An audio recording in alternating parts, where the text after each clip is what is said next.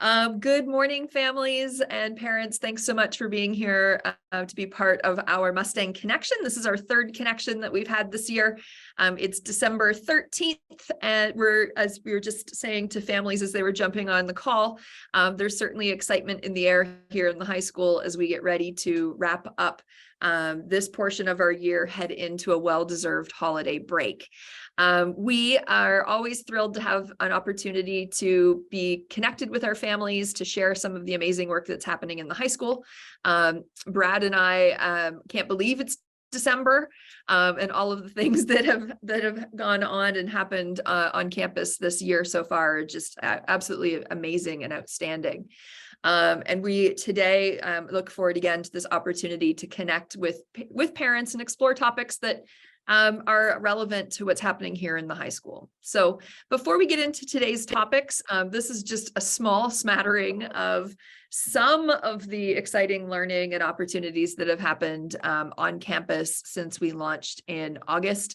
I love the photo up in the top. You'll see Huang Laoshi, Mimi Huang, who teaches our Chinese class, looking through the Jenga board. We started our year in August talking about, taking those risks, having fun with each other, balancing work, life, learning in the classroom. And I thought it was a fun one to come back to, that here we are in December and we are still smiling. We are still having joyful fun every day. We're still enjoying that time to engage with each other and with our students.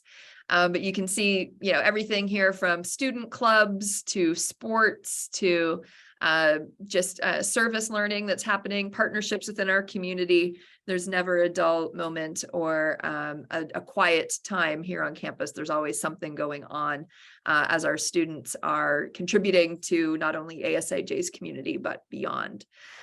So it's wonderful to be a part of this community, and we know that more exciting things are ahead of us in semester 2 as well.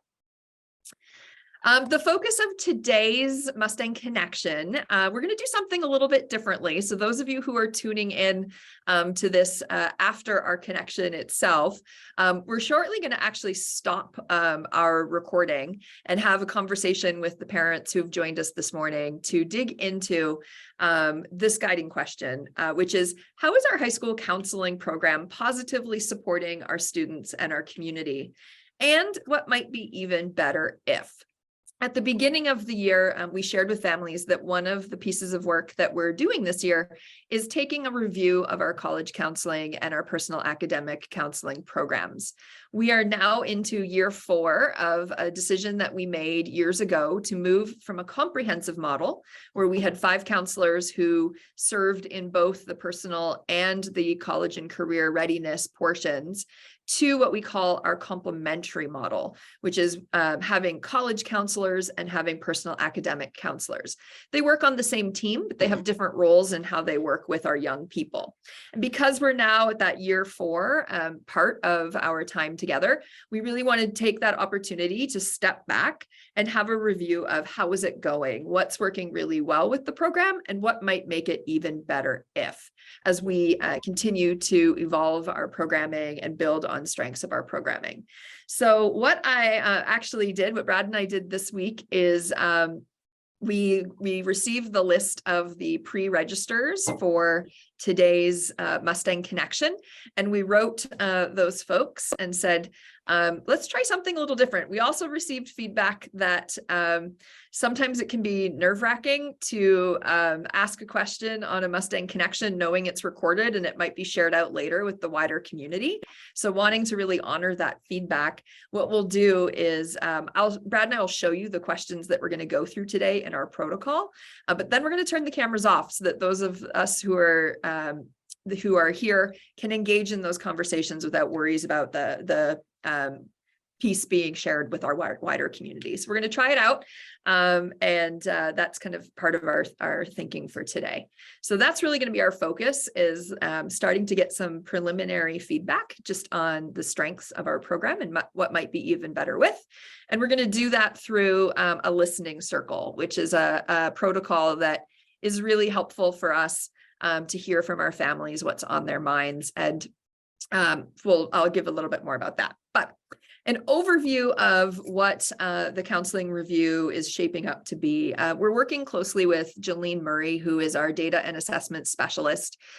She has a wealth of expertise in helping us to look at data, to develop surveys, to develop listening circle questions as we gather information and we gather feedback and we hear from myriad voices about our process and our programming.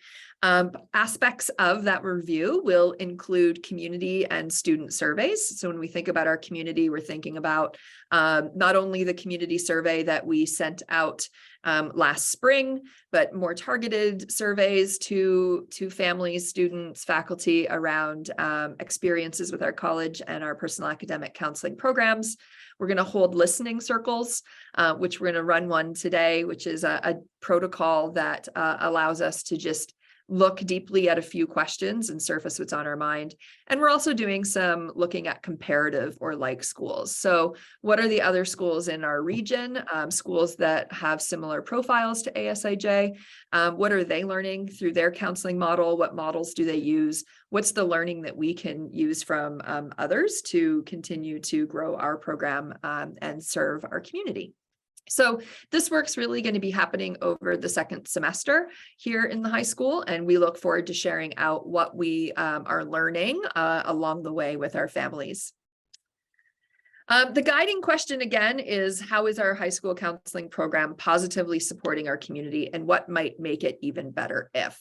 So shortly, the first question that we're going to run with our family will pop up here on the screen, but we're going to go through 4 questions today. We're going to give those on the call a couple of moments to just silently process and maybe jot down their own ideas. And then we're going to have for each question a short discussion where we will talk through just what's on the mind and build off each other's ideas. And I will serve as the note catcher today, and I will take notes on that for our team. We're going to take an appreciative inquiry model for these conversations. And what I really like about appreciative inquiries is they are models that really focus on the best of what is, and we use the best of what is to build future direction, right? So many traditional methods of listening circles or focus groups or feedback groups often focus on pitfalls and problems, and an appreciative inquiry asks us to explore the strengths and successes that already exist, both within our program and what we see in other programs. And it leads us to reinforce what's going really, really well, reinforce positive culture pieces, reinforce positive relationships as we think about how might we make things better. Certainly, we always want to, and we'll have other protocols that highlight for areas of concern for us, but we want to start from that place of what are the strengths of the program that we have that can help us leverage and like really build on those strengths to energize us and keep us moving in the right direction. And so before we get into it, to share with the families that will see this after in the review, if you're watching the video, here's the 4 questions that we're going to be going through today. So the first one is, what aspects have you been particularly satisfied with our college and personal academic counseling? So that's things like the education outreach pieces that our teams do, the support that the families and students receive here on campus. The second question we'll explore today is, do you believe that your child's counselors know your child well and serve as their advocate?